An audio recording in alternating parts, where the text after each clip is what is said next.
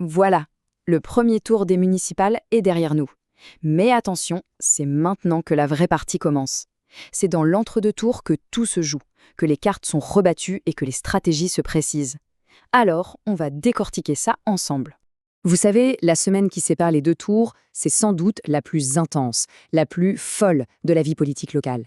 C'est une période de négociations fiévreuses, d'alliances qui pouvaient paraître impossibles et de choix cruciaux qui vont dessiner le visage de nos mairies pour les 6 prochaines années.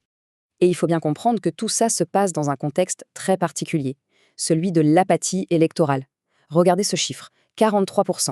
C'est le taux d'abstention national au premier tour. C'est énorme. Et forcément, ça pèse lourdement sur la légitimité des résultats et ça rend l'analyse, beaucoup plus compliquée. Alors, que retenir de ce premier tour? D'abord qu'il n'y a pas eu de grand vainqueur clair et net au niveau national. Non, ce qu'on a vu, c'est une France plus divisée, plus fragmentée, avec une poussée des partis aux extrêmes. Le résultat, un paysage politique complètement éclaté qui nous prépare un second tour qui s'annonce, pour le moins, mouvementé. Et c'est là que le vrai casse-tête commence. La date limite pour déposer les listes du second tour approche à grands pas. Et pour gagner, c'est simple, il faut faire des alliances. Sauf que, et c'est là tout le problème, les électeurs, eux, ne suivent pas toujours les stratégies décidées dans les bureaux parisiens. C'est un véritable jeu d'échecs qui s'engage. Commençons par regarder ce qui se passe à gauche. La question que tout le monde se pose depuis dimanche soir, c'est celle-ci.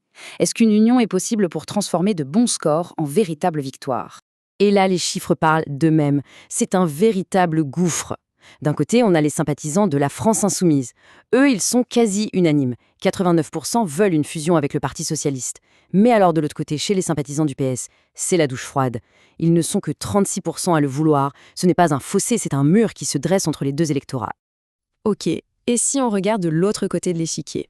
Est-ce que la droite, elle, peut réussir à surmonter ces divisions pour aller conquérir des villes? Alors là, c'est une autre musique, mais c'est tout aussi fascinant.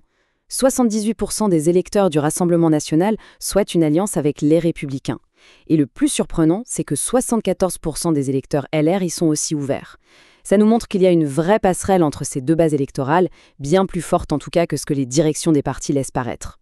Pour bien comprendre comment ces tensions nationales se matérialisent sur le terrain, rien de mieux qu'un petit détour par les Outre-mer. Parce que là-bas, la politique, c'est souvent une affaire de rivalité personnelle très forte, qui sont un parfait miroir grossissant des enjeux nationaux.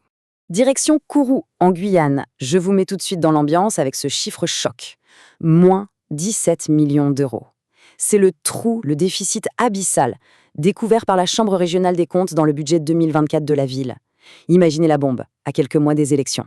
Forcément, face à un tel gouffre, c'est parole contre parole. Le maire actuel, François Ringuet, lui parle d'une simple confusion administrative et assure que tout va rentrer dans l'ordre. Mais son prédécesseur et grand rival, Jean-Étienne Antoinette, ne prend pas de gants. Il dénonce l'incompétence et les mensonges. L'attaque est frontale. Antoinette accuse l'équipe municipale de mentir aux habitants de Kourou, purement et simplement. Il va même plus loin, il évoque des pratiques de copains-coquins pour contourner les règles des marchés publics. On imagine l'ambiance, c'est électrique. On quitte Kourou, mais on reste en Guyane, à Cayenne, où l'histoire est peut-être encore plus personnelle. On a la maire actuelle, Sandra Trochimara, et son ancienne mentor, Marie-Laure Phinera-Horth. Au début, elles étaient très proches, elles ont même fondé un parti ensemble, mais après que Phinera-Horth lui a transmis le flambeau en 2020, la rupture a été totale. Ça a même mené à une purge politique au sein du conseil municipal. Et cette citation de Marie-Laure Phinera-Horth, elle résume toute l'amertume de la situation. Quand elle parle de celle qu'elle a elle-même choisie, elle lâche une erreur de casting. Ce n'est plus de la politique, c'est personnel. L'élection se transforme en un véritable règlement de compte. Alors comment tout ça s'est traduit dans les urnes?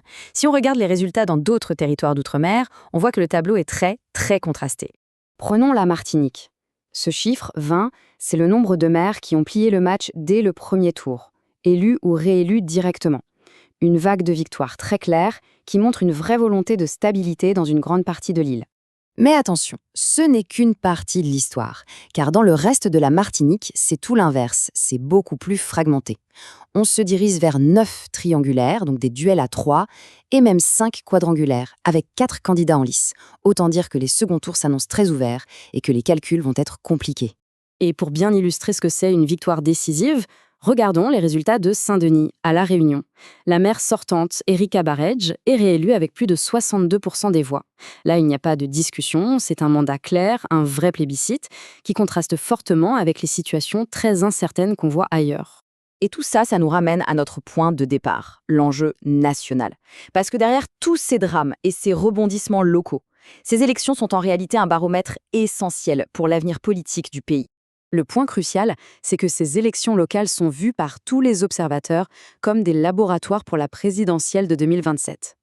Les alliances qui se forment, les rivalités qui s'installent, les lignes politiques qui bougent, tout ça, c'est une sorte de répétition générale avant la grande échéance. La grande question, au final, c'est donc de savoir si ce sont ces alliances et ces rivalités qui se nouent aujourd'hui, au niveau local, qui vont définir le prochain chapitre politique de la France. On aura un tout premier élément de réponse dès dimanche prochain.